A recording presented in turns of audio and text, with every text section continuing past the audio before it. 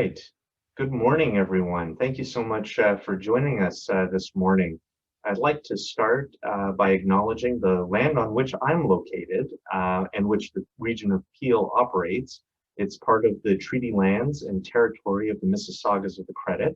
In particular, we acknowledge the territory of the Anishinaabe, the Huron-Wendat, the Haudenosaunee, I always trip over this one, Haudenosaunee, Ojibwe, Chippewa peoples, and the land that is home to the Métis, and most recently the territory of the Mississaugas of the Credit First Nation, who are direct descendants of the Mississaugas of the Credit. I'd like to welcome all of you today for a presentation of our roadmap for an integrated life sciences ecosystem in Ontario. Some of you may remember our Blueprint for Coordinated Life Sciences strategy. This is an update to that document.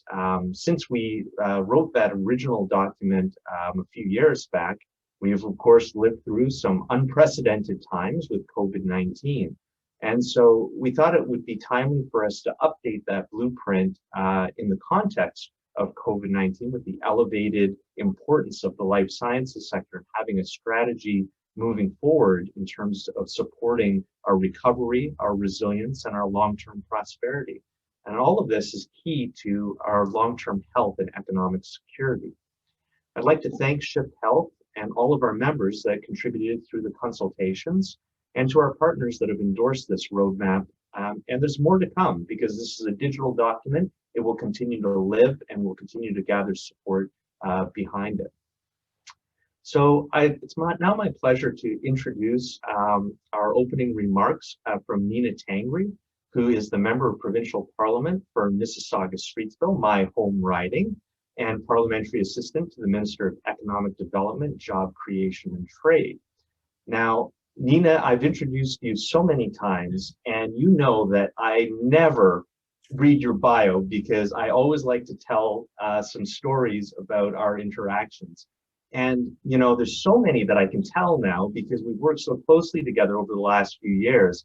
And I'm not going to tell everyone about the amazing work you did around our scholarship program, which is now in our third year, supporting 47 students across Ontario, $3,000 each towards their education and mentorship with senior executives from our membership. No, I'm not going to tell them about that.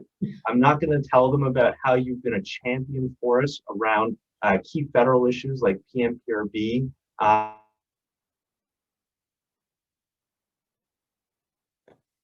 and have been an advocate of its own. I'm not going to tell them all that stuff either. Instead, I'm going to tell them a story about me taking my dog for a walk last night.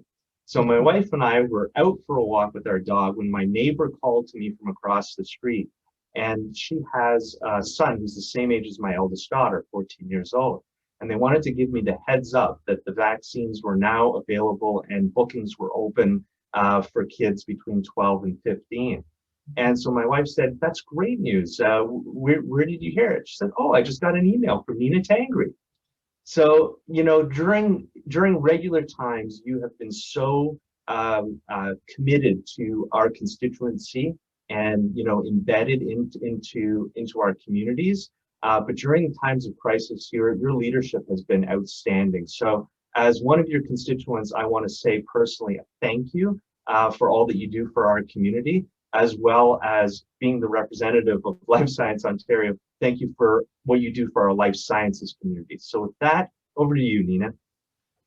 Oh, thank you so much, Jason. And it really is great to join you all here today on behalf of the Government of Ontario. And once again, thank you, Jason, and everyone at LSO for hosting this session and for everything that you do to advocate for Ontario's life sciences sector. You're a valuable partner to our government, and we are grateful for the important work that you all do. I'm excited to celebrate the launch of LSO's new roadmap today. The roadmap aligns really well with our government's vision for the life sciences sector. We agree that the life sciences sector will help lead the way to recovery, resilience, and prosperity. We already have one of the top life sciences sectors in North America, and integrating the ecosystem more will strengthen it even further. The pandemic really highlighted how strong our life sciences community is. You have been integral to the pandemic response. You've stepped up in a big way throughout the pandemic. Ontario's life sciences industry has donated medicines and PPE, including hundreds of thousands of masks, partnered on clinical research and data sharing, allowed licensed healthcare professional staff to volunteer time on the front lines, and supported COVID-19 innovation challenges. Life sciences companies also answered our call to help us fight the pandemic through the Ontario Together portal. This resulted in $900 million in purchases of critical supplies, including masks, gowns, and face shields. We also launched the Ontario Together Fund to help some of the most viable in-demand proposals get off the ground quickly. As part of our latest budget, we announced that we are extending the fund to continue supporting Ontario businesses to further enhance domestic capacity and help support the safety and security of the people of Ontario.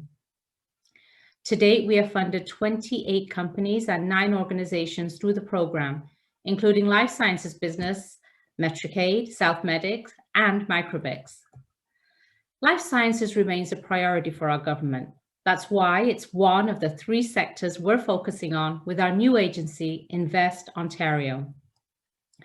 The agency will be essential in an era when competing jurisdictions are becoming more and more aggressive in securing major investments. It will help secure anchor investments that will create jobs, diversify our economy, and provide new sources of revenue to support continued investments that make Ontario a great place to live and work. During the past year alone, Ontario has celebrated significant new investments by global life sciences companies like Roche and Sanofi. We want to see even more, and that's what Invest Ontario will facilitate. In addition to life sciences, the agency will also initially focus on advanced manufacturing and technology. These sectors are not only critical for COVID-19 recovery, but also represent where Ontario has a globally competitive advantage. We know the pandemic hasn't been easy for anyone. That's why our government has made record investments in protecting people's health and protecting the economy. Our latest budget brought our total COVID-19 action plan to $51 billion. This reinforces our government's commitment to do whatever it takes to keep people safe while building on the foundation to create the growth necessary for a strong economy. I know that by working together, we will all emerge from this pandemic stronger than ever. Thank you.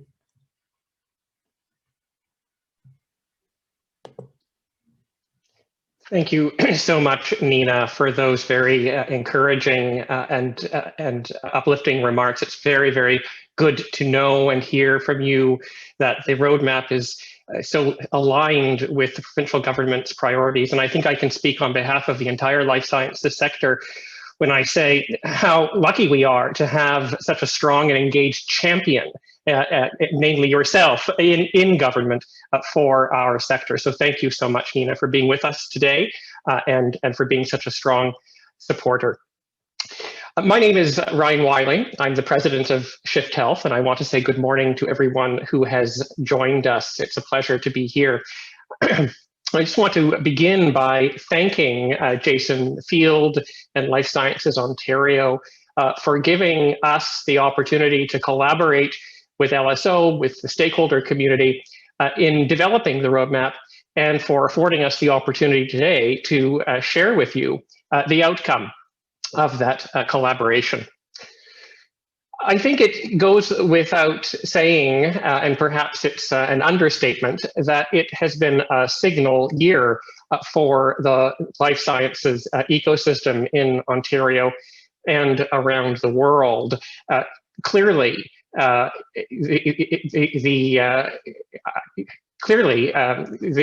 ecosystem is understood by policymakers and the public alike to be absolutely essential to our health security and our economic prosperity.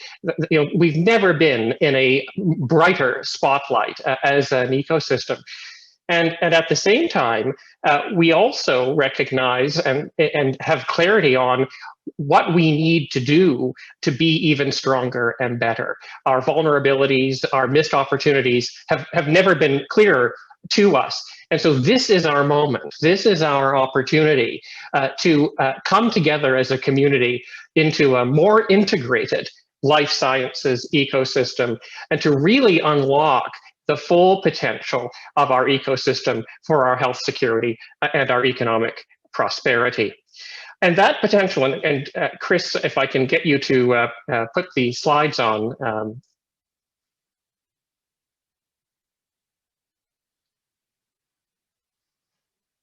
Thanks, Chris. And that potential has been in abundant display over the past year. And already Nina has alluded to some of the ways in which our sector has come together to support our recovery, our response and now recovery from the pandemic. We've broken down sectoral barriers in ways that perhaps were once unfathomable in order to share data, including genomic data, in order to drive innovation and inform our response. And very early in the pandemic, our sectors came together to ensure that we were producing PPEs and ventilators essential to caring for the most affected patients. We've also been able to mobilize and coordinate resources across the ecosystem, and really all levels of government have stepped up here to enable that mobilization and that coordination. And Nina reviewed a number of critical steps that the province has taken, including the Ontario Together portal, the creation of Supply Ontario, the creation of the Ontario Health Data Platform, and the COVID-19 Rapid Research Fund, just to name a few. And then we've also, as a sector, as a community, been able to pivot our research and operations in order to address the greatest innovation needs we have, whether it's in the creation and development of point-of-care diagnostics, or the advancement of remote care and monitoring for patients, and of course, in the development of vaccines. And we've been able to pivot in this way because we're building on a foundation of strength across life sciences ecosystem that has really powered our response. And it's really across the continuum of innovation, beginning, of course, with our strength in research and discovery, our world-class research institutions, our strengths in areas of critical importance to our COVID-19 response, including genomics, digital and AI, infectious disease. The strength of our translation and commercialization system through our accelerators and incubators, our clinical trials systems, and a patient population that's diverse and engaged.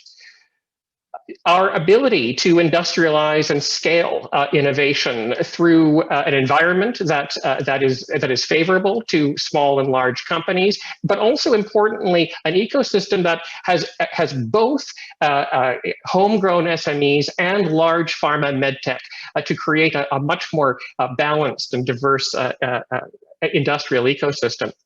And then finally, strengths in access and adoption, including our healthcare system and the potential to unlock the data in that system, centralized procurement, and a very engaged communities. Now, of course, the health and biosciences sector has been particularly in the spotlight over the past year, but our strengths in life sciences really extend across all systems, including bioenergy, bioindustry, and ag biotech. And the opportunity to foster integration, greater integration across these areas is certainly one of the opportunities that we need to unlock in the future. At the same time, it's clear that notwithstanding these building blocks, these strengths that we enjoy as a sector, that we could have been more prepared. And I'm not going to recite the statistics in the box on the left side of the screen. We are very familiar with the human and economic tragedy of COVID-19, and we're inundated with these statistics on a daily basis. But there are really two stories to these data. One story, one interpretation is that notwithstanding the heartbreaking impact of COVID-19 on our society, we know that compared to many of our international peers, it could have been much worse. And I think this is a reflection, our response is a reflection of a public health and policy environment that listens to science and responds to science, and a public that is likewise engaged and compliant. But the other interpretation of these data, of course, is that they are still devastating. And so we have to ask ourselves as a sector, how could we have been more prepared? How could we have created a more integrated life sciences ecosystem that is not only prepared to respond to the next pandemic, but is also prepared to respond to the health challenges we already know about and that have been exacerbated by COVID-19, including a crisis in mental health, an aging population, a crisis in chronic disease, as well as the other existential threats we face as a community, including climate change, food security, antimicrobial resistance. So what can we do to create that resilient and robust and integrated life sciences ecosystem that is able to unlock the full potential of our capabilities for our health security and economic prosperity? And COVID-19 has really helped us to see what we need to do. As we think to the future, and as we think about our response to COVID-19, how would we have responded differently or more powerfully if we had stronger partnerships between the public sector and private companies to advance common priorities and accelerate our impact? What would it have been like if we had a more connected, a more comprehensive, secure, and transparent data ecosystem that allowed us to drive innovation and make even better decisions? What would it have been like if we had a really globally competitive and attractive business environment that allowed companies, homegrown companies, to stay and grow in Ontario? What would it have been like if we had a more diverse and inclusive talent pool that really enhanced our productivity as an innovation community and helped to address systemic injustices? What would it take to create a more streamlined and proactive regulatory and procurement system that accelerates the pace of adoption of innovation? Or strengthen supply chains that allow our SMEs to compete on a global scale and integrate more fully into the fabric of our ecosystem? Or an engaged and literate and empowered patient population, and more broadly, public, involved throughout the innovation process? And of course, greater unity among sectors and disciplines across Ontario, across Canada, and indeed across the globe, to advance a more holistic understanding of our health, including the health of our planet. So this is our moment, a moment when the importance of the life sciences sector to our future has never been more apparent, and an opportunity to empower a truly integrated life sciences ecosystem that's able to unlock our global potential.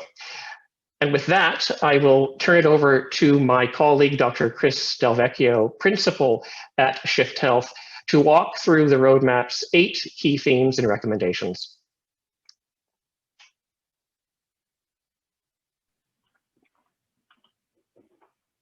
Thank you very much, Ryan. Good morning, everyone.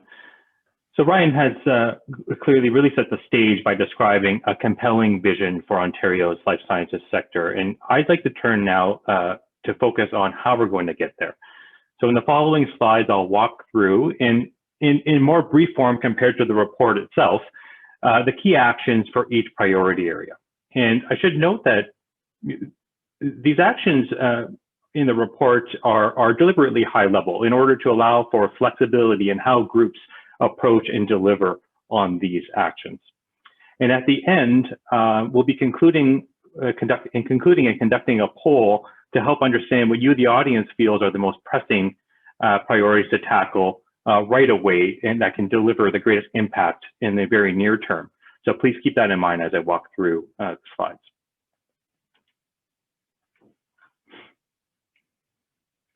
So what is it going to take to deliver on this integrated and connected ecosystem of partners that has been laid out?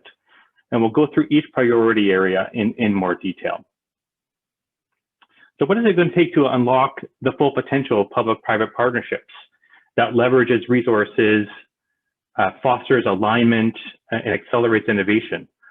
Well, we're going to need to engage the private sector more deliberately to integrate market perspectives into priority setting, create a system of incubators and accelerators that are agile and nimble and increasingly driven by market principles, for example, being less risk averse, perhaps, and establish a set of harmonized IP policies across academia to streamline IP transfer and also ensure that value is shared appropriately.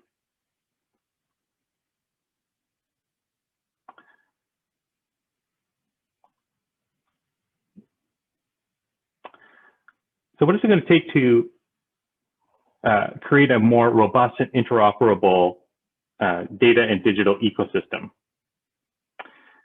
that enables evidence-based decision-making and maximizes the value of our robust healthcare data sets and ensures accountability and trust among stakeholders? Well, we're going to need to invest in the infrastructure that connects the data at all levels of our health system and also integrates the tools and the technologies for rapid data mining. We're going to have to evolve policies and processes that are related to data gathering and sharing in a way that balances benefits and risk and allows for evaluation of emerging 21st century technologies like precision medicines and utilizes real-world data to inform decision-making. And we need to foster more efficient and robust data sharing across sectors, in part through collaboration with public and private entities that really unlock the potential of our data.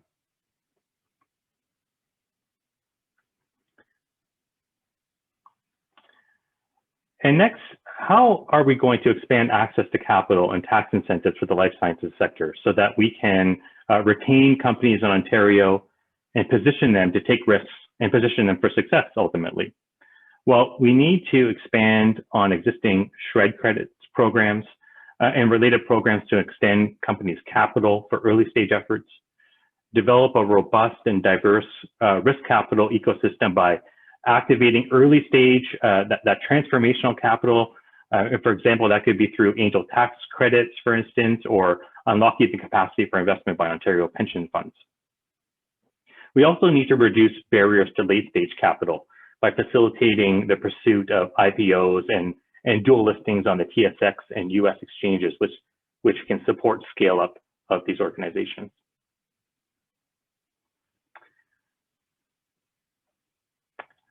How can we build a more diverse, inclusive, and talented life sciences workforce that's capable of driving efforts and increasing the competitiveness of our sector and ensuring talent meets the increasingly diverse and complex needs of the sector as innovation efforts themselves become ever more complex?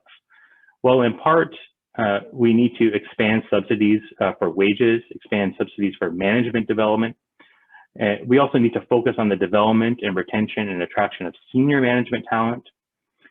Importantly, address issues related to equity, inclusion, decolonization, and justice for all to uplift and attract and entrench a more diverse and inclusive talent pool and workforce.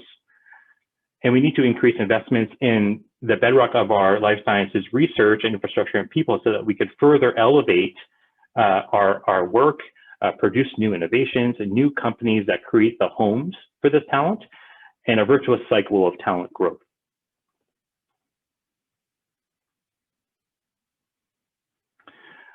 We'll need to also foster a more competitive and receptive environment for life sciences so that we can create a thriving business environment that supports not only early stage development of innovations, but also the scale up and commercialization of Ontario-made solutions. So we'll need to embed local SMEs into global supply chains to amplify local scale up and biomanufacturing capabilities, enhance our clinical trial capacity to provide earlier access to promising innovations. And that includes support for remote and at-home trials and mechanisms to engage all people, including vulnerable populations, and the resources to communicate our strengths so that we can attract global companies to Ontario and investment.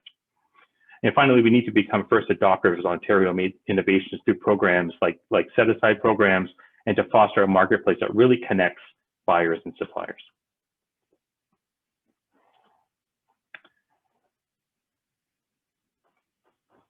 We need to enhance access to innovation by creating an environment where government recognizes the value of innovation. Mechanisms are put in place to procure and adopt solutions, and there is equitable access across the province to these innovations. And we're going to need to modernize our approach to health technology assessment and reimbursement and procurement in a manner that leverages the data that should be available to decision makers, but also accounts for the full impact of innovation and recognizes cost savings across government budgets. We need to leverage Ontario's purchasing power, like through initiatives such as Supply Ontario and value-based supply chains that ensure all levels of Ontario's system have seamless and equitable access to innovations, and foster greater coordination at the national level in regard to regulatory and reimbursement decisions, while also reducing administrative burden through, for example, online drug submission portals and eliminating any redundancies in the system.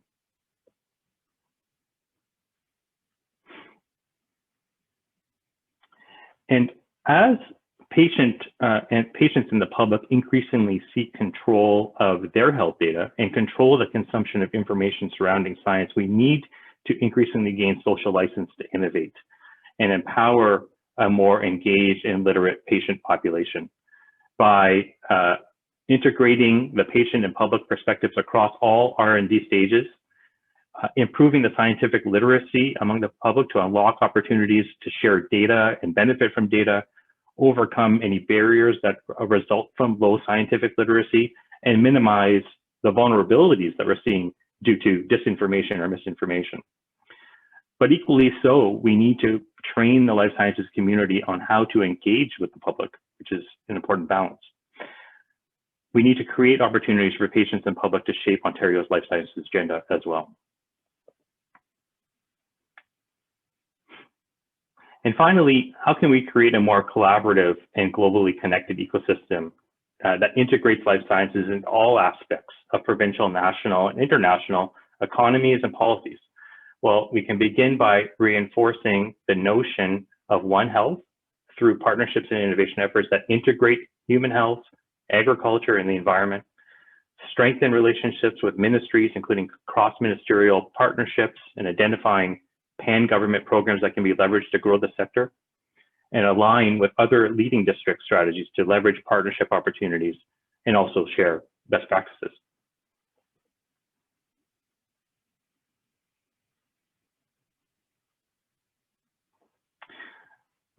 So as Ryan alluded to previously, there really has never been a greater spotlight on our industry and on our sector. And we need to seize this moment for the greater good and for a long-term impact for the people of Ontario. And it's going to take cross-sector buy-in. And it can begin with convening a formal life sciences advisory panel that has this cross-sector and diverse membership to prioritize and translate these high-level actions into concrete plans that demonstrate how Ontario can lead the way for jurisdictions in building robust innovation systems. And by addressing these 8 priorities, we can create a truly integrated community of partners. But really, that's not the goal. It's with this future-proof innovation and policy environment that we ultimately deliver a powerful quadruple bottom line. And that means health, environment, societal, and economic impact for the people of Ontario.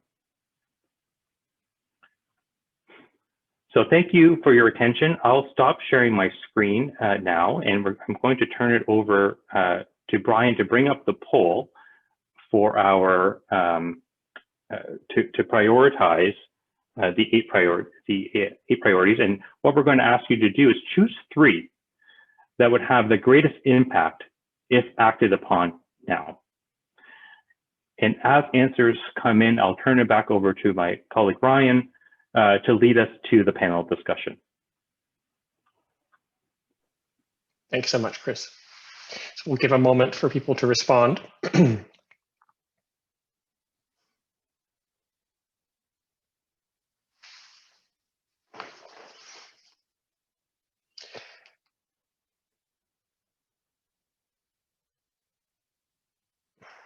As you can see, the 8 priorities are robust public-private partnerships, interoperable data and digital ecosystem, diverse, inclusive, and talented workforce, expanding access to capital and providing tax incentives to support innovation, well-coordinated efforts within and beyond the life sciences, a competitive and receptive environment for innovation, engagement with patients and the public and ensuring literacy in life sciences, and of course, enhancing access to innovation. Choose 3 that you feel would have the greatest impact if acted upon now. I don't know, Brian Craig, if you can see the responses coming in, but perhaps we can see the initial results of the poll at least.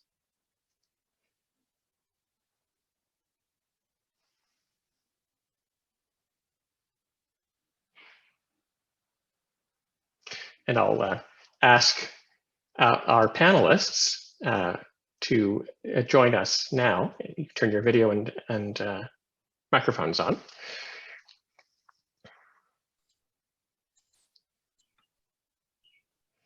So you see here that public-private partnerships are at the top of the list, followed closely by a competitive and receptive environment for innovation and expanded access to capital and tax incentives.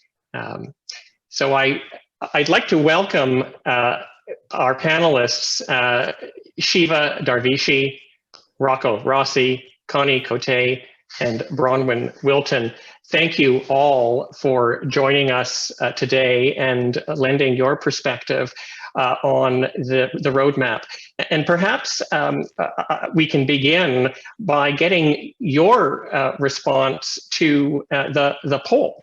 Are you surprised by these results?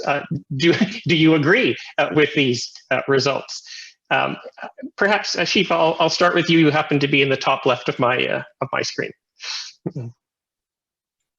Sure. I can see that, first of all, hello, everyone. I can see that the first one is robust public-private partnerships. So I totally, absolutely agree with that. This has been my experience over the past decade or so, but also specifically over the past few years as I joined a startup, and it has been critical for us to collaborate with the public sector. Without it, actually, we wouldn't have existed, actually. And it brings a different perspective into the daily activities. The second one is competitive, receptive environment for innovation. That's also my daily challenge in life. It is extremely competitive, and it's important to have an environment that fosters innovation. And there are things that could not only not facilitate innovation, but also could hinder it, could cause barriers to innovation. And I have experienced several of them over the past couple of years. So these are, I would stop at these 2 and say that I totally agree with this. Thank you, Shiva. And I should have asked you first to introduce yourself to the audience. I apologize. If all panelists could introduce themselves to the audience. Thank you. Sure, and no problem.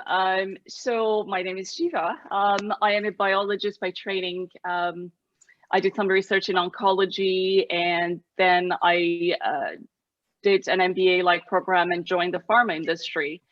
Currently, I'm the COO of Mycella. That's a U of T-based startup that working on innovative drug delivery systems.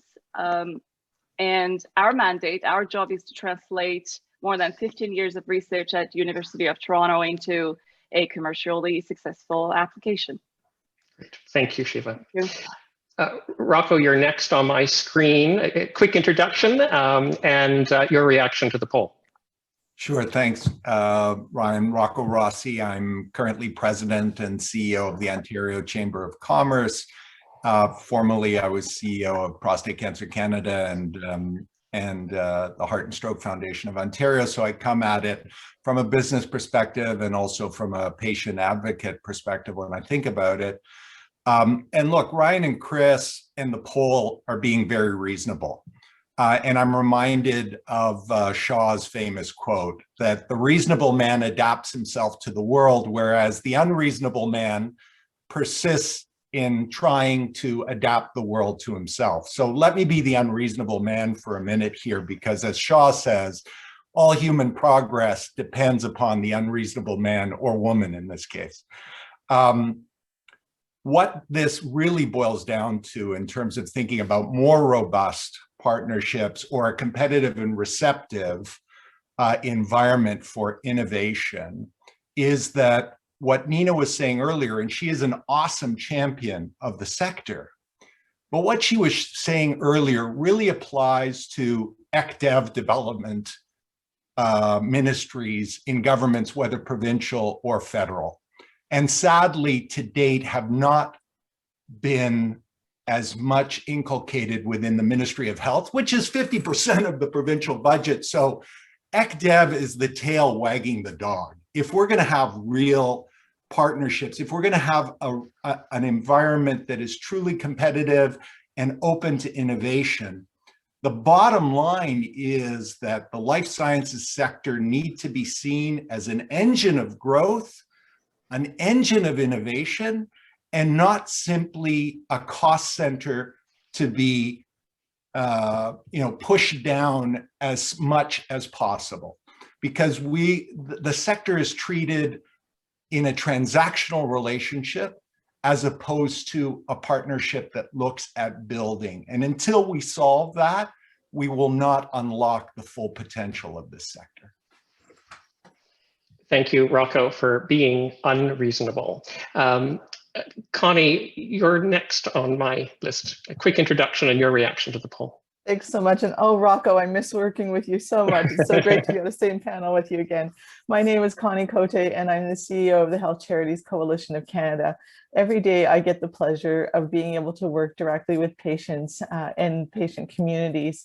And so it is very exciting to be here and to be able to respond to this type of poll and to work across the life sciences sector. Looking at the results of this poll, not surprising to see that a robust public-private partnerships came up on top.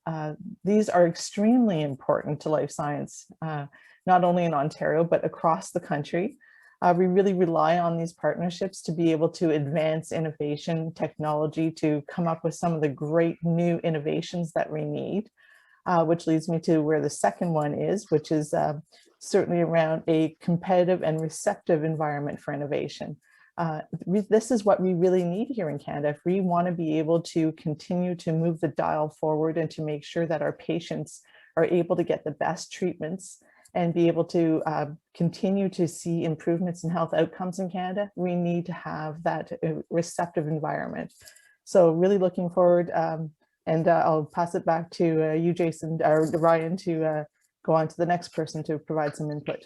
Great, thank you. And certainly last but not least, Bronwyn, your thoughts. Yeah, thank you. Excuse me. Thank you, Ryan. My name is Bronwyn Wilton, and I have a consulting firm working on sustainability and innovation in the agriculture and agri-food sectors. And I'm a board member of Life Sciences Ontario. So I'm not surprised by the results, and I agree with that public-private partnerships. It's very important. I would like to comment on a couple of the ones that got a little lower in the polling. And the one would be that well-coordinated efforts within and beyond life sciences. And I think coming from an agriculture and agri-food perspective, we often maybe think of life sciences and agriculture as separate entities. And I think there's a lot of opportunity to bring those pieces together. So our food system is so critical to the health and well-being of our families and individuals across the province and the country.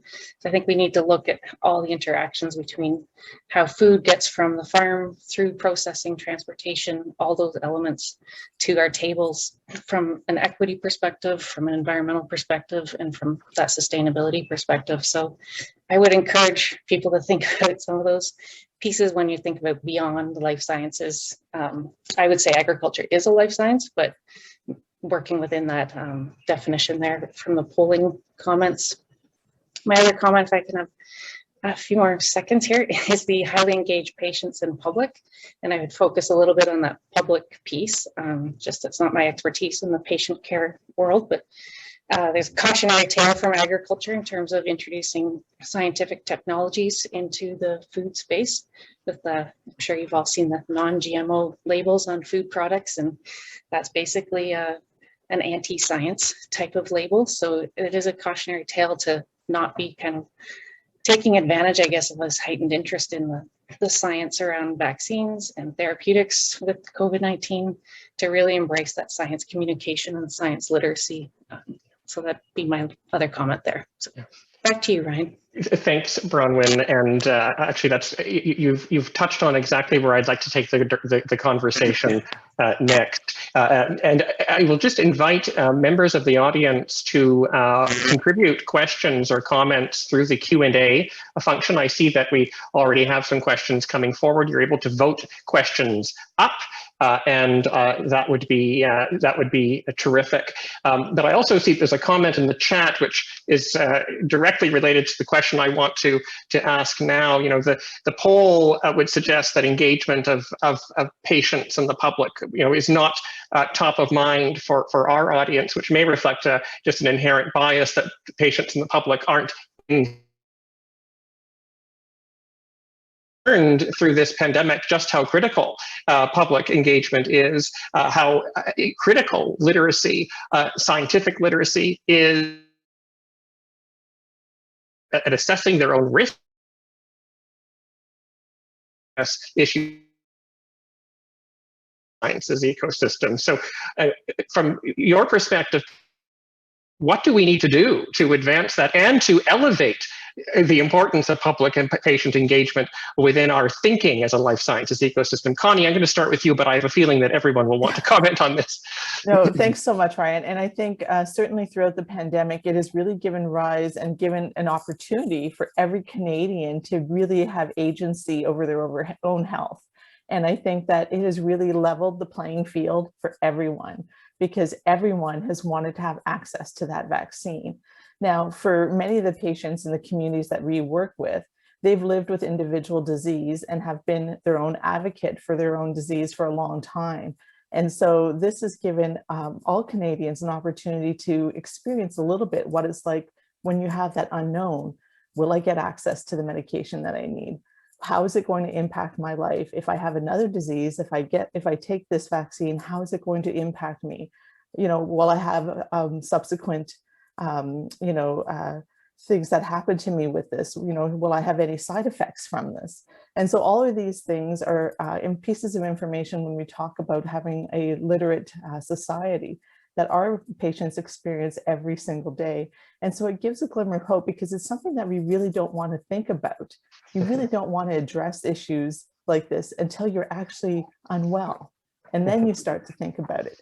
So this has really given rise to a whole new reason to have to be a little bit more health literate, as we say. And so health charities and many other patient groups as well out there have really been doing this for a long time. And we can really work with many of our partners and really providing that bridge, providing evidence-based information, connecting the dots. We collect all kinds of information from the communities that we work with to find out, what is it you need? Where is that information? Where are those gaps in the system? So it's not only about your own health, but it's about how you access that information?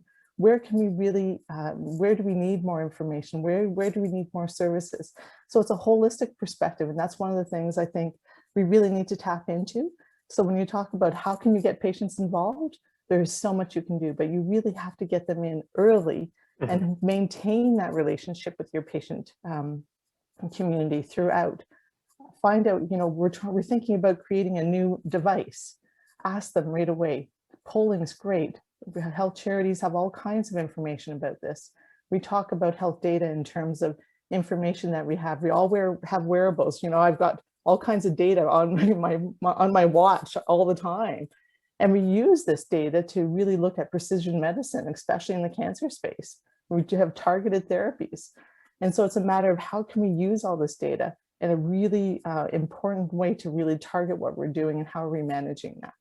So lots of reasons to get patients involved, include them early. There's a whole spectrum of how to do that, but what's really important is that they're involved throughout the entire process, including in the end, making those final decisions about what really is the best decision to improve health outcomes. Thank you, Connie. By early, we could also think about it as before you're a patient being involved and engaged in the innovation ecosystem. Others might want to comment. Rocco, I think you've turned your microphone off. Yeah, good. Well, first off, you can't have public health without the public, whether it's following measures or dealing with issues of hesitancy. And so that literacy is crucial, but we shouldn't lose sight of the flip side of that. And that is that there's also a duty upon the scientific community that has all kinds of scientific literacy, but not a consistent communications literacy. You know, the difference between someone with the ability of an Isaac Bogosh versus some of our friends in NACI could not be more stark in terms of the confusion that it creates for people. You know, as a scientist, as someone trained in science, you understand the principle of hypotheses and testing, and that it's not that we're contradicting one another, it's that data continues to come in, and so you can refine the position going forward.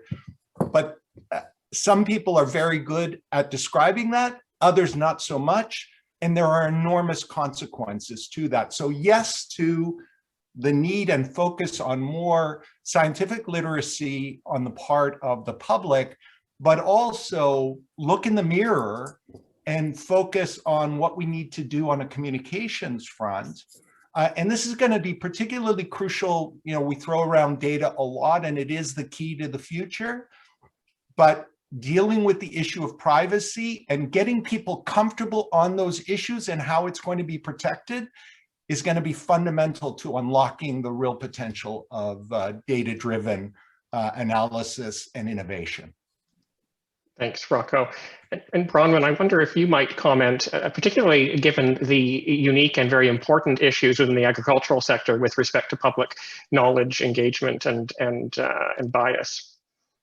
Yeah, absolutely. I think those comments so far have been great. And I think some of the lessons learned from the agriculture and agri-food space is, and we're still learning them, I think, in terms of not speaking down to consumers or to the public and not taking a kind of, we know best, so accept this new technology and, you know, deal with it.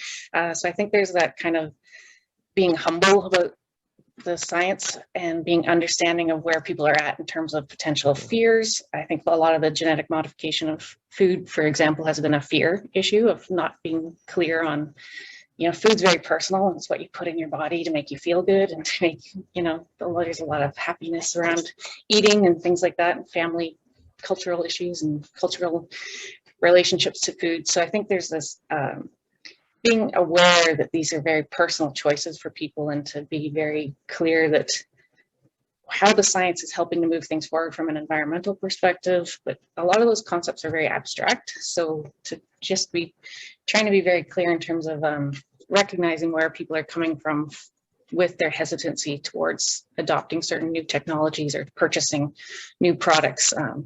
There's a great example in terms of the Honeycrisp apple, which everybody loves and was really designed through genetic genomics to get that taste and the crispiness, and people really are happy with that apple. So there's that personal kind of connection to the enjoyment of a really tasty apple. But if you came across that and had called it a genetically modified apple instead of a Honeycrisp apple, there you have a very different kind of outcome there in terms of consumer acceptance. So I think there's a lot of just being very cognizant of not inundating people with the science and the technical terms and the technologies, but to talk about it in real human terms, I think is really important. Thanks, Bronwyn. I think it's a really important point. We talk about the importance of the public sector adopting innovation, but if we don't have trust with the public, we're not going to have adoption of innovation. Shiva, did you want to comment on this as well? Yeah, thank you. You know, like many of us on this call, I've been very frustrated and saddened by the impact of misinformation with regards to COVID-19 and the vaccines, and it's critical to take that seriously and act on it as soon as possible. Otherwise, you know, as you said, Ryan, whatever we produce in this environment, in this sector is, you know, is not going to be useful. I think physicians experience the arrival of Dr. Google, and then the industry is just adapting to individualized and targeted medicine, as Connie said. Patients are demanding more and more transparency. They want to be empowered with information. So it's very important to digest the scientific language for patients and consumers. I think pharma plays a significant role in restoring the public's trust. But it's not, they're not the only ones that you know, the entire sector will have to get involved. Patients associations, government, politicians, and we all need to come together to resolve this. And I take the example of New York Times that has started if you're following them on social media, a campaign on against misinformation, and they're using celebrities. They're tapping into other industries, other sectors to educate the public, because we want to reach, the danger is that we only reach people who are interested to begin with. So we need to tap into other venues, other channels, other sectors to reach those individuals. Very well said, Shiva. Thank you for that. I want to turn the conversation now to something a number of you raised, which is the access to sharing of and use of data, because the pandemic has really been a story about data, how we use it, and also what we don't have and what we're not able to access, and at a high quality and efficiently. So maybe I'll actually start with you, Rocco, because I know that the Ontario Chamber of Commerce has recently released In Data We Trust, and so you've taken a strong stand on this, but I'm, again, sure that our other panelists will have much to say. Yeah, well, first of all, I want to give an enormous shout out to David Naylor and the other giants who set up ISIS some 30 years ago here in Ontario. And really before Dr. Google and Amazon, they were collecting data with the express notion that, better data can lead to better policy decisions and also to better research and more innovation. And he was absolutely right, but limited in terms of, stopping at borders and stopping at various categories that you can and you can't. This is crucial. People talk about AI and they think it's a technology issue. AI is not a technology issue. AI is ultimately a data issue. Right? The jurisdictions that can combine the technology, all of that computing power, if you don't have the data to fill into it, then you may as well be using a slide rule, right? But in order to get there, you have to be able to communicate security. You have to deal with people's privacy concerns. There's a lot of very interesting work by Innovate Cities and others on issues of data trusts.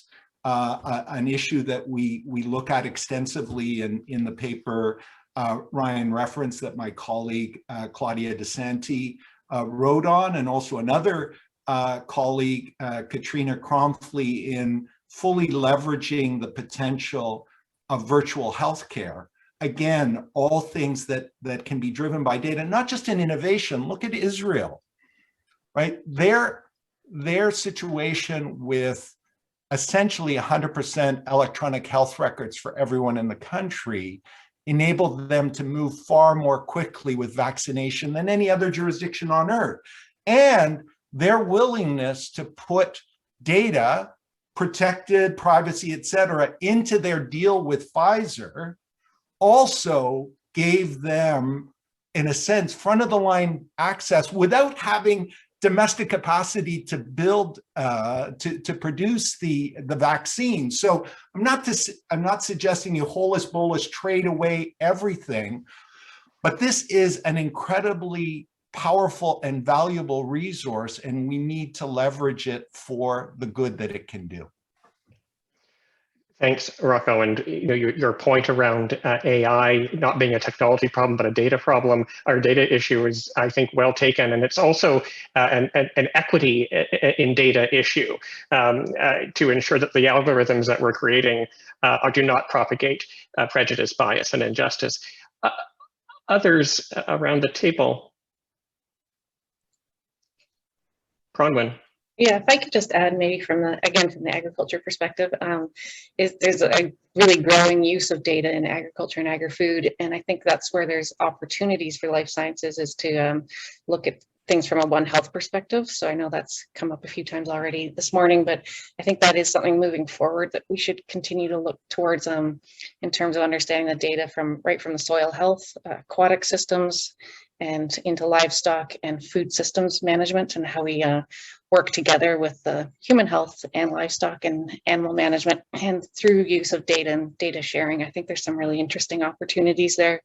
Just listening to a webinar last week from an early stage researcher on the livestock management from a One Health perspective, and she was quite interested in how we could kind of build those bridges between human health sciences and agricultural sciences through that perspective and data sharing along those lines. So I just want to bring that forward as part of the conversation.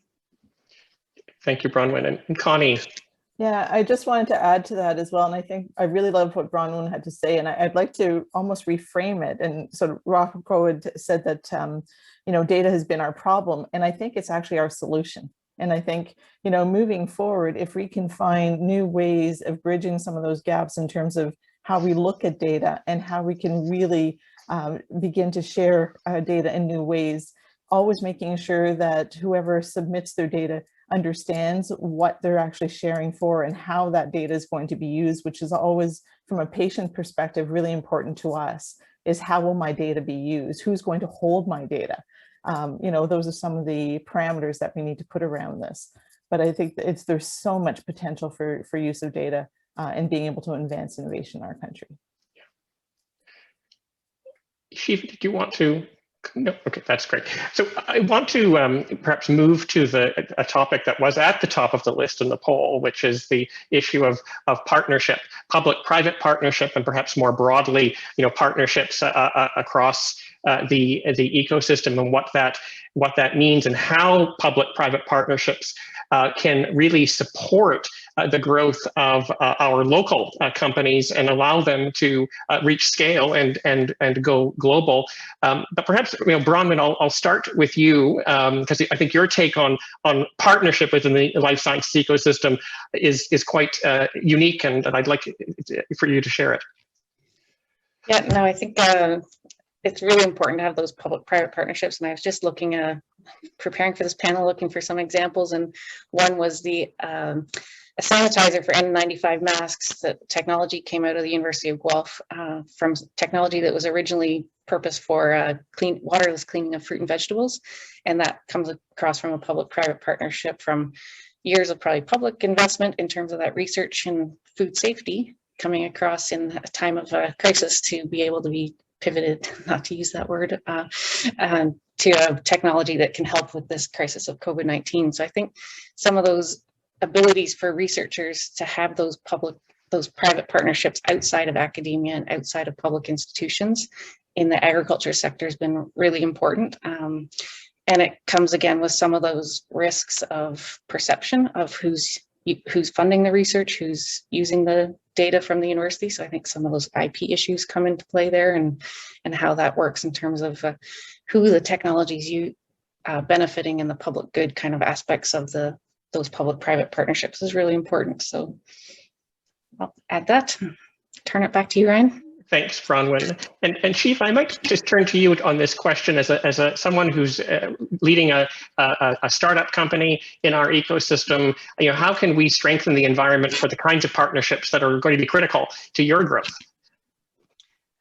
Thanks, Ryan. You know, before I joined this startup, I was in the pharma industry, and I had a cultural shock when I joined the startup world. Well, the startup that I work with is a very lucky one. You know, being from U of T, the founder was able to go through a U-Test incubation period and being supported by U of T, TAP, U-Test, LSO, all of that. And it's not the case for everyone. You know, obviously the other aspect is attracting experienced and talented workforce that we're going to get into in the next section. One thing, well, obviously financial support is a big thing. It is a big bucket that that needs to be addressed. You know, we have SHRED, that's great, that covers a lot of our expenses. That's very specific, and we need to expand on it. As you know, it was indicated in the report. We need to expand those kind of programs, and you know, there are programs for the very early stage, and then there are programs like IRAPs that are for more advanced, that are generating revenue. There is very little for in between, and this is where we were, which is, you know, we are getting into growth, but we are not in there yet. And I think we need to come up with grants and incentives for that kind of startups. We also experience significant difficulty to find equipped lab space. U of T was closed, access to the campus was limited, and we have been thinking and looking for lab space and shared space. We don't need that for like forever and 5 days a week. And I think in terms of the collaboration that could exist and could be leveraged is between different organizations, public, private, that have this kind of equipment, particularly in access. For example, Sick Kids Hospital, they have equipment that they can rent. You know, you go, you book it, and you use that. And it is completely by accident that we became aware of that. I think these are examples of type of collaborations that can exist and boost innovation. And facilitating access to capital obviously is huge, and not only local, but also from outside of the province and global, because ultimately we want to go global, as you mentioned, and scale up. So yeah, these are, yeah, that's what I've been thinking about. Great, thank you, Shiva. And Connie, I might get you to comment on this as well, on the importance of public-private partnerships from a patient perspective in driving patient-oriented innovation and building trust. So this is paramount, and it really comes back down to the communications, I think, and that always seems to be the bottom line in terms of, you know, are you actually doing what you say you're going to do? Do people understand what you're trying to do? And where is that bridge between those two things? So when we talk about that private partnership, what's really important here is, what is it you're trying to do? Are you really working together? How long have you been working together? Are you setting those goals and objectives together from the very beginning? You know, when you come together, is the plan already baked, as they say? You know, or are you really co-creating something? Are you really saying, you know, this is what we're going to do? How can we really change the outcomes together? And it's really about, you know, as Shiva, we talked about her experience. Do you understand what assets each of you have to bring to the table? And are you really building on each other's strengths? Because when we were able to work together and really realize, well, what do you have? What do I have? How can we bring it together and really make something better? And I think certainly from the patient perspective, there are so many things that we have. We've got incredible patient registries that we can bring to the table. We are incredible at convening and bringing together groups to take the outcomes of research and translate it so that people really understand what's going on. We can host all kinds of incredible forums. We have point of care opportunities in the community where we can really talk to our patients and say, you know, what's really going on? What do you really need? And so all that information can be brought back into the dialogue and really help to develop those partnerships. So it's really a matter of understanding what is it you're bringing to the table and having that really important dialogue to build trust with each other. Thanks, Connie. And Rocco, your thoughts on what we need to do to strengthen the environment for public-private partnerships in Ontario? The single most under-leveraged public-private partnership aspect is the power of the purchase order. Ministry of Health is the single biggest purchaser of life sciences in the province, in the country for that matter.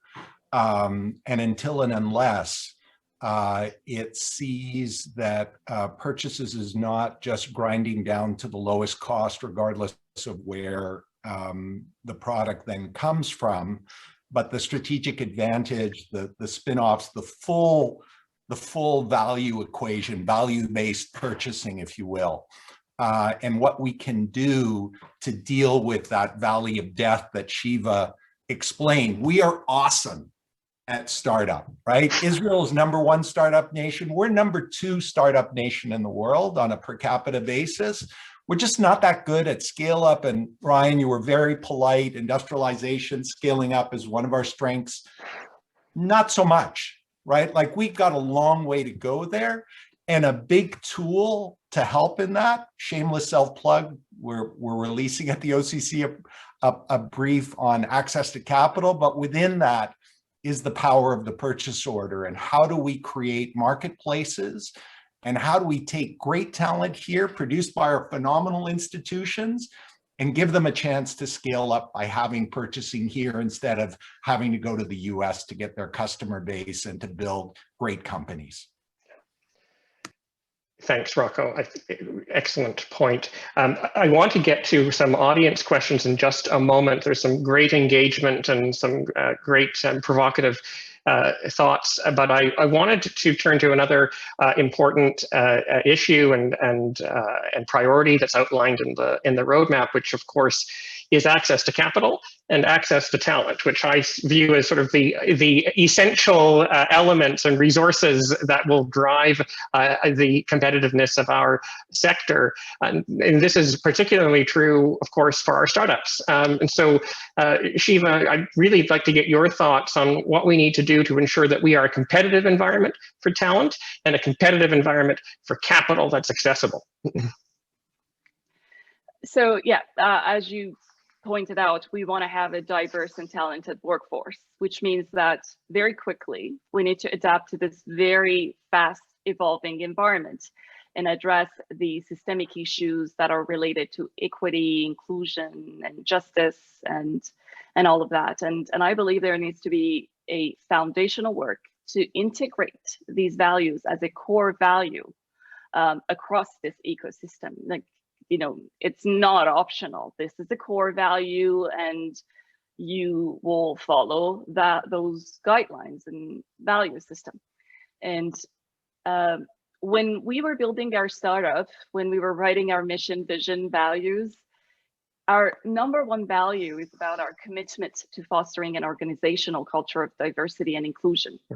Our founders, including myself, we are immigrants, and we have a high regard for merit-based inclusion of employees. So we were empowered to build this, and it is our turn to empower other individuals, minorities, or newcomers, or all the other groups that are talented. They just don't have the opportunity to get in, and there are several levels of several barriers, but this is how we're going to contribute to that. I mentioned pharma, the role of pharma, and I'm going to pick on pharma again because I spent a long time in the pharmaceutical industry and I'm very familiar with that. The transparency of the industry cannot happen if they address this issue of equity and transparency. The diversity in terms of the individuals that they hire. Pharma people are here, and then the rest of the world is here, and there is a lack of connection. Again, 20 years ago, pharma was targeting the physicians. Recently, they're focusing on patients. Oh yeah, they're going to need to be involved in the conversation, and they're getting up to speed and involving patients more and more. And in order to understand that, I think they need to come down to the level of all the citizens, the patients, the consumers, and all. So I think in terms of the that cannot happen without the improving diversity and inclusion. So I'd want to see sales rep and field staff that are not just supermodels.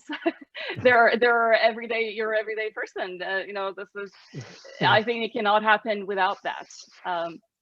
And another matter, again, we benefited from Talent Canada to hire interns. That was perfect. That was really, really important for us to get fresh talent. There is almost nothing for attracting more talented and experienced individuals. Again, we were very lucky to benefit from mentorship programs that Silicon Valley Bank, LSO, and TAP organized, and we were able to access mentors that are super experienced, high caliber individuals, former CEOs of pharmaceutical industry, and all that are critical. So mentorship programs, in addition to accelerators and incubators, this is a more long-term partnership. So basically, again, as we talk, yes, idea level, we do that very well, getting to a global scale and longer-term partnerships and mentorships. We have very talented scientists. How do we help them create that business and take it to the next level? Obviously, we have to create that environment, bring all the actors from different sectors and different places to make that happen. And I think that's absolutely critical. And the last thing that I just wanted to say was, in terms of the access to the pool of talent, we need to think more global. We need help to facilitate that out of province again, but also globally. As Raquel mentioned, we want investors to think of us as another Silicon Valley, another California, another Bay Area. And in order to do that, we need to increase visibility. And one of the ways is to bring in high caliber individuals, and not just Canadians, not just from Ontario, from the rest of the world as well. Thank you, Shiva. Others around the panel who'd like to comment? Bronwyn? Sure. I just wanted to add that I think the talent issue is a big concern currently in the agriculture and agri-food space. There's kind of a gap, I think, in people thinking that agriculture and agri-food has this scientific and this kind of technical knowledge required. So there's a lot of great work done at universities and across the country and in Ontario, of course. But attracting that high-skilled talent to agriculture and integrating it with life sciences, so the chemistry and biology and biomedical type of fields, right from the soil health perspective. It's very, and through aquatics, water management, and livestock management, of course. So there is currently a gap in agriculture across the labor issue, and that was one of the points I wanted to bring up today, was that talent piece and the diversity and equity issue is significant in the agri-food industry, and there are groups working towards on that at the moment. But I think the conversation is definitely needed, and I think important to be learning from other sectors, and like Shiva was saying, that attracting talent definitely in the agri-food space is a challenging one at the moment, and there's quite a shortage of labor across the food supply chain. So definitely similar issues there. Rocco, you raised your hand. I'll give you a chance. Yeah, the war for talent, particularly at the high end in science, is only going to get more fierce. One of the results or learnings of enforced work from home over this entire period is really opening up the minds of companies and individuals that I can work from pretty much anywhere in the world. And so you're not going to be just competing with other companies here in Ontario or in Canada.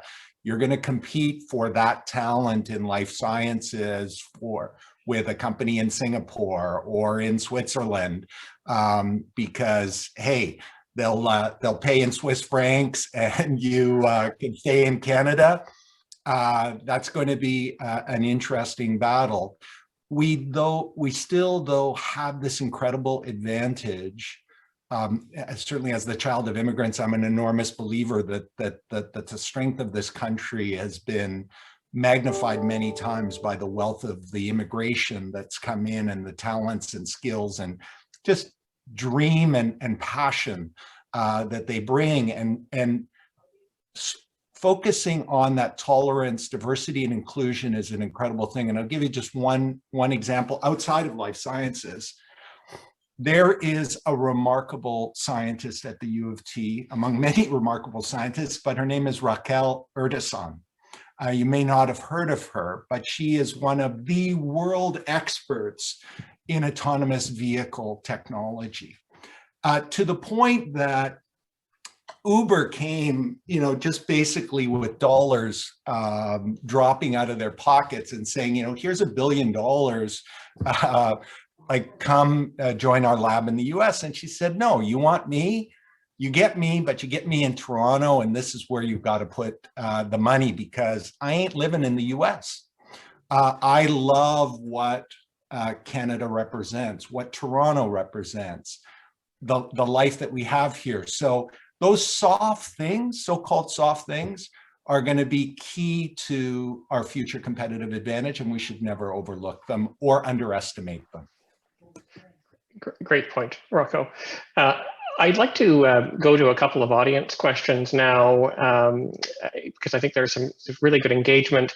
And there are two at the top of the list from Wanda Deschamps and an anonymous attendee that are quite related.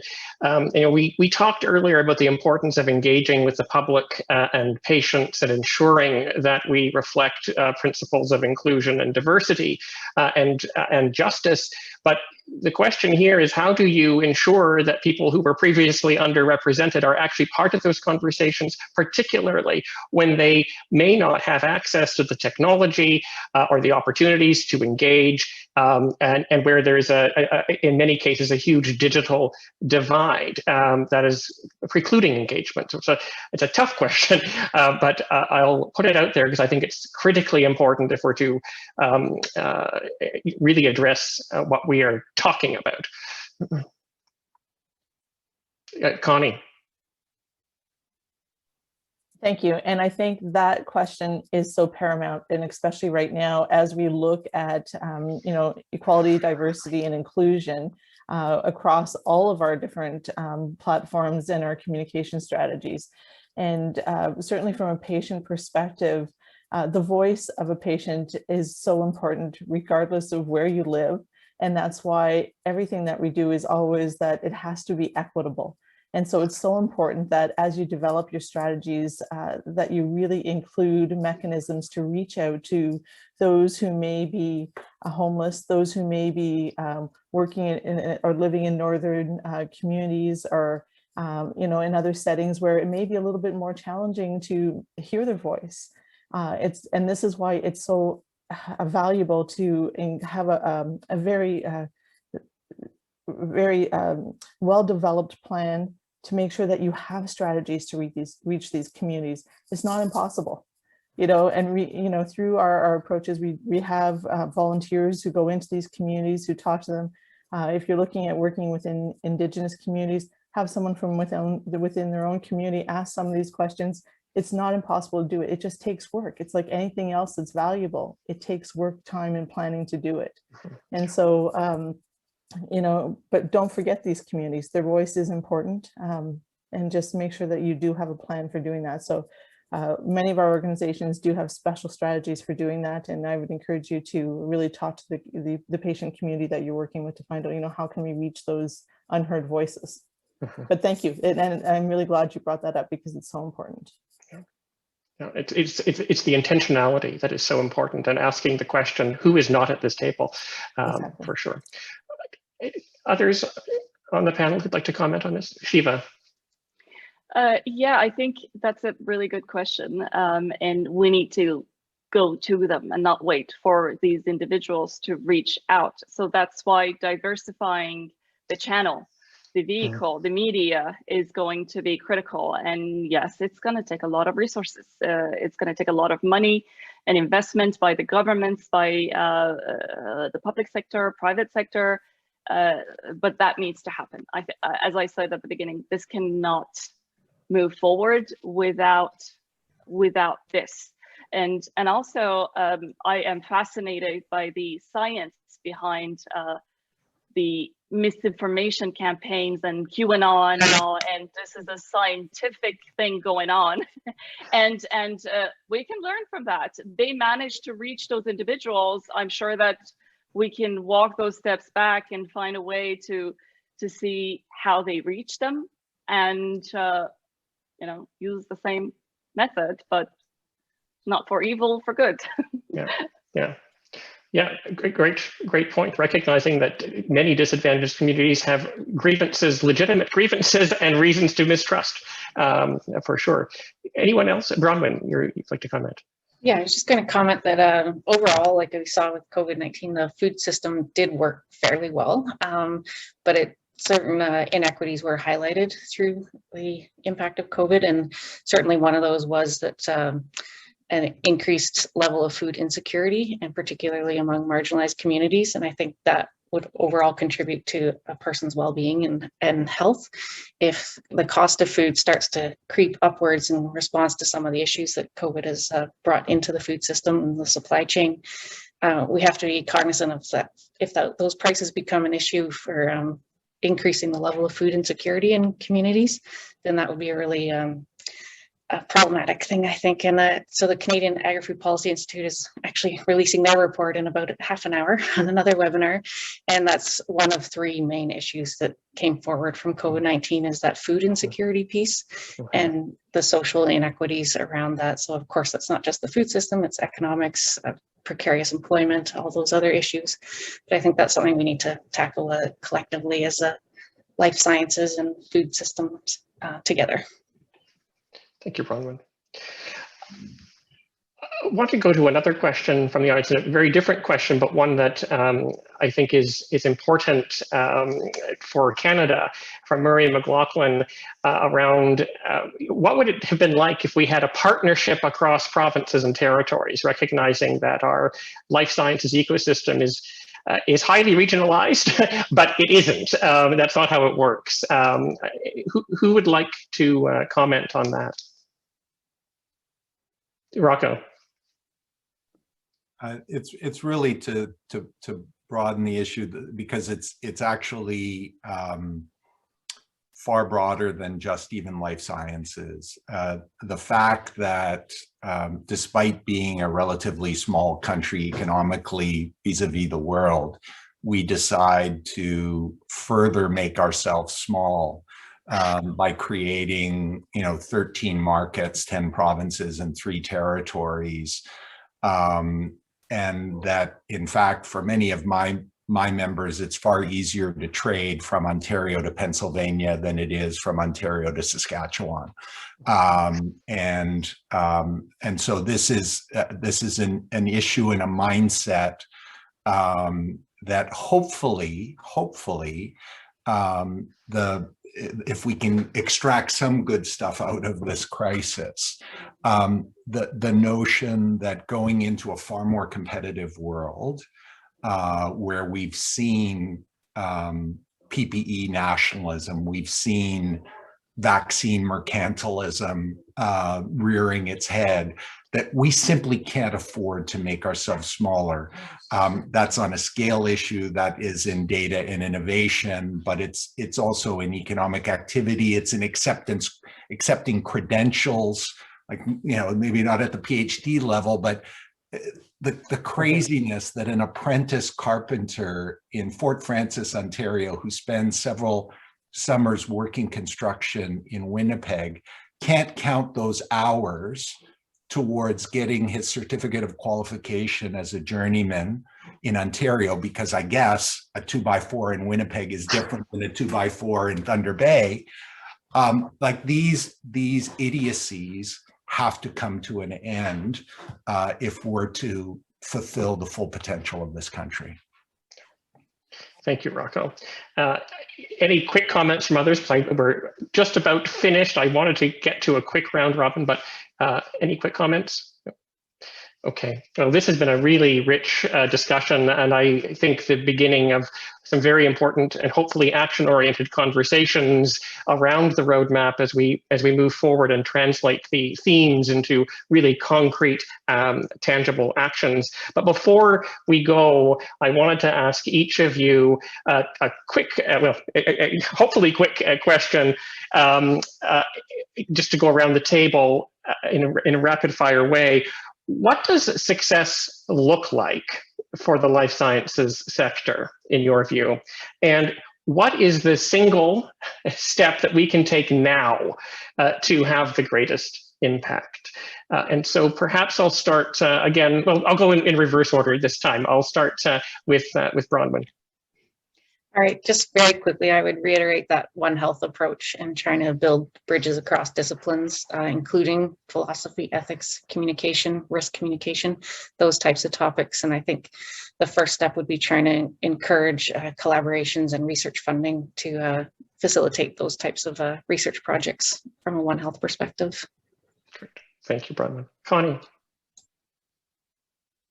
So from my perspective, success would be the full adoption and awareness of a life sciences strategy that encompasses advancing innovation, promoting partnerships, and including patients in the strategy with an outcome of improving health outcomes. Thanks, Connie. Rocco. Changing the government, and I mean all government, not just ECDEV, but Ministry of Health, to a mindset that says life sciences needs to be a real partner. It's an engine for growth and innovation. And so I treat it as such and not as a cost center to be ground down to the lowest level possible, because that way will not unleash the full potential. And until we meet again, stay positive, test negative, and get vaccinated. Well said. Thanks, Rocco. And Shiva. To me, success is an inclusive, transparent, and prosperous ecosystem of life sciences that fosters innovation and restores the public's trust in life sciences. And to make that happen, we need for everyone to come together to make that happen, all the sectors involved. And before I hand it back to you, I just wanted to say, if anyone is aware of any initiatives to address the misinformation and all, and if I can be of help, please reach out to me on LinkedIn. We'll be happy to help. Thanks, Shiva. And so thank you, Shiva, Rocco, Bronwyn, and Connie. A great discussion. So happy you were here today. And over to you, Jason. I'm sorry I've given you no time at all. That's okay. I'll be really quick with my wrap up. Thank you everyone for attending, and thank you to Ryan and our panelists. It was a fantastic session. Just really quickly, wanted to make one quick comment. There was a lot of discussion around the poll and some things that may not have been identified as priorities. What I want to let the audience know is that all of these are priorities, which is the reason that we use the words cohesive and coordinated approaches. We can't just do one or even three of these initiatives and expect success. And when we think about inclusion, diversity, equity, and accessibility, that is a foundation that cuts across all of these priorities and is a priority for LSO in the life sciences sector. So I just wanted to make that point very clear. I also want to say thank you to all of the organizations that have endorsed this work. Biotalent Canada, Biotech Canada, Clinical Trials Ontario, MedTech Canada, Mississauga Board of Trade, the Ontario Chamber of Commerce, Ontario Genomics, and TAP, and of course the work that was done by Shift Health to pull this all together. This is a living document. It is digital. We expect more organizations will come on board and support this work as we go forward and move towards implementation. So thank you to all of these organizations. Want to just highlight, we have our upcoming awards presentation. It's our largest event of the year. We've delayed it because of COVID-19 from February to October 14th.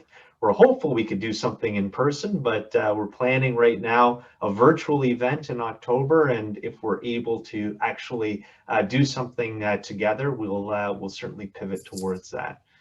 So mark your calendars there. Upcoming events, we have a member update. This is a bit of a town hall that we're hosting on May 28th. Our webinar series continues through the summer on June 17th. And we also have another special event in our webinar series about unlocking your talent acquisition potential. And this is in partnership with the University Co-op program at U of T and supported also by Biotalent Canada. And finally, a thank you to all of our corporate sponsors. Our platinum sponsors is seen here, our gold sponsors, and our silver sponsors. We would not be able to bring these programs and do this work without the support of our ongoing corporate sponsors. So thank you very much. And thank you all for attending. As Rocco said, stay safe, get vaccinated, and I look forward to seeing you all again soon. Take care.